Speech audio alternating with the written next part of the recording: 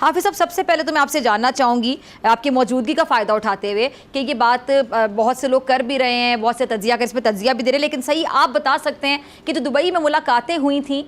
جس کا مولانا صاحب نے شکوہ کیا کہ جی ان کو اعتماد میں نہیں لیا گیا، پھر مولانا صاحب نے یہاں تک کہا کہ جی یہ جو حکومت لی گئی تھی غلطی تھی اور یہ غلطی جو ہے اس کی ذمہ داری انہوں نے آصف علی زرداری صاحب پر پھینک دی، کیا ہوا جو مولانا صاحب کو اعتماد میں نہیں لیا گیا؟ پی ڈی ایم اتحاد بنانے کا پورا کریڈٹ جاتا ہی مولانا صاحب کو ہے، پھر ان کو اعتماد میں نہ لینا یہ تو زیادتی ہے۔ بسم اللہ الرحمن الرحیم، بہت شکریہ بی بی۔ دیکھیے یہی تو ستم ظریفی ہے، یہی تو مولانا صاحب نے اظہار کیا، اپنے شکوے کا اور تحفظات کا اظہار کیا کہ پی ڈی ایم کی تحریک اور اس کی قیادت مولانا صاحب کر رہے تھے، اور یہ تحریک چلی بہت زور شور سے، اور یہ تحریک سفر میں تھی تو راستے میں پیپلز پارٹی اور این پی ڈی ایم کی تحریک سے الگ ہو گئی، اور کوئی ایسی وجہ بھی نہیں تھی۔ خیر وہ تو ماضی کی باتیں، لیکن پی ڈی ایم بننے سے پہلے 25 جولائی 18 سے لے کر پھر ستمبر 2020 تک جب تک پی ڈی ایم نہیں بنی تھی، جمعیت علماء اسلام کی تحریک ملین مارچ کی صورت میں، پھر آزادی مارچ کی صورت میں آپ کے سامنے ہے۔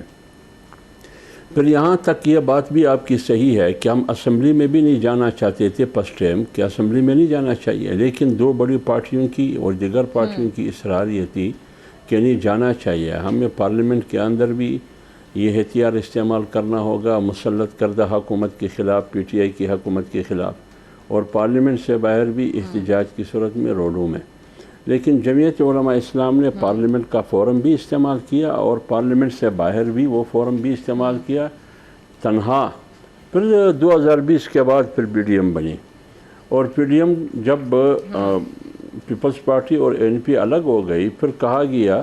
کہ پی ڈی ایم ٹوٹ گئی، تتر بتر ہو گئی، پی ڈی ایم کی کوئی حیثیت ہی نہیں ہے، لیکن اسی پی ڈی ایم کو مولانا صاحب نے جوڑ کے رکھا اور وہ تحریک چلی یہاں تک تاریخ عدم اعتماد تک۔ پھر تاریخ عدم اعتماد کے نتیجے میں مسلط حکومت ختم ہو گئی، پی ڈی ایم اور حکمران اتحاد کی حکومت سامنے آئی، بہت سے چیلنجز تھے، بالخصوص معاشی چیلنج ہمارے سامنے ہے۔ آپ کی خارجہ محاذ پہ آپ کے دوست ممالک چین، سعودی، یو اے جیسے ممالک آپ سے ناراض تھے، سیاسی عدم استحکام الگ تھی، تو یہ تمام صورتحال سے نمٹنے کے لیے تمام جماعتیں مشاورت سے آگے بڑھتی رہی، خواہ پی ڈی ایم میں شامل جماعتیں ہوں یا حکمران اتحاد میں۔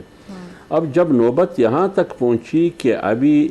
1 مہینہ یا 1.5 مہینہ باقی ہے موجودہ حکومت اور اسمبلیوں کی، اب اگلا مرحلہ آئے گا کیئر ٹیکر حکومت کی، یا مختلف حوالوں سے مختلف سیاسی فیصلے کرنے ہوں گے۔ تو اس سلسلے میں جو میڈیا پر ہم سنتے رہے، دیکھتے رہے، اور مولانا بھی اور پوری قوم سنتے رہے، تو آپ کو معلوم ہے کہ میاں صاحب لندن سے دبئی آئے، زرداری صاحب پاکستان سے دبئی پہنچے، بچے بھی پہنچے، تو ہمارے لیے دونوں قابل احترام ہیں۔ میں کوئی وہ کیا کہتے ہیں احترام کے ساتھ کہنا چاہتا ہوں کہ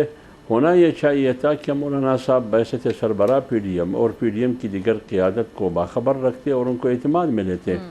لیکن ان کو اعتماد میں نہیں لیا گیا۔ کیا باتیں ہوئی کیا نہیں ہوئی، لیکن میڈیا پر جو کچھ ہم دیکھتے رہے، کیا وجہ کیا سمجھ آتی ہے حافظ صاحب اعتماد میں نہ یا لینے کی؟ اخبارات میں پڑھتے رہے،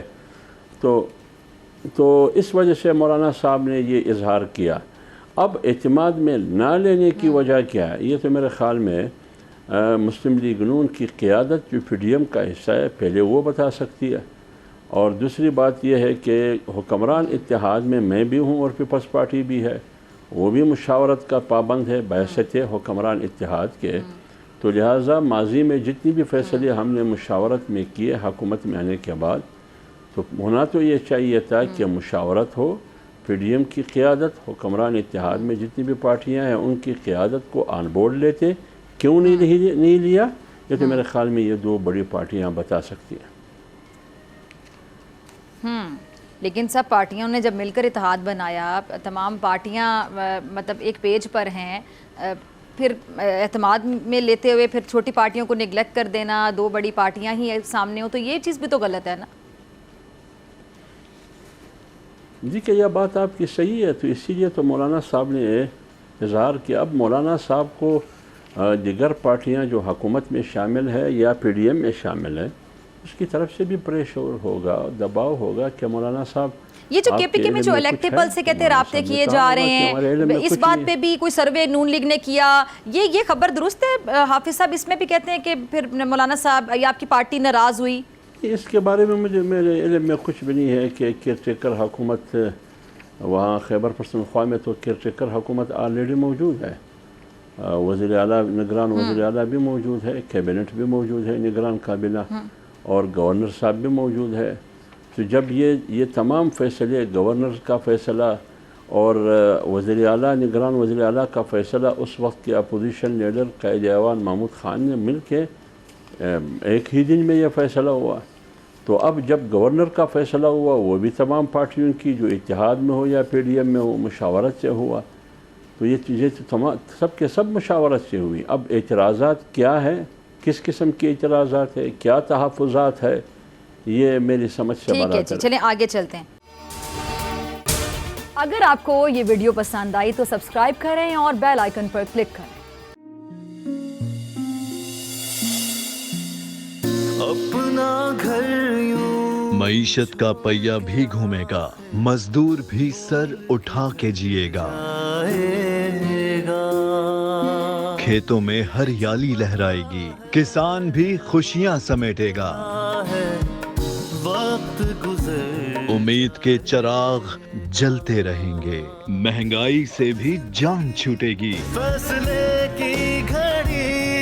پاکستان جیتا ہے اور پاکستان ہی جیتے گا، بول بنے گا عوامی مسائل کی آواز، پڑیں گے کٹھن فیصلے، بات ہوگی مسائل کی لیکن حل کے ساتھ۔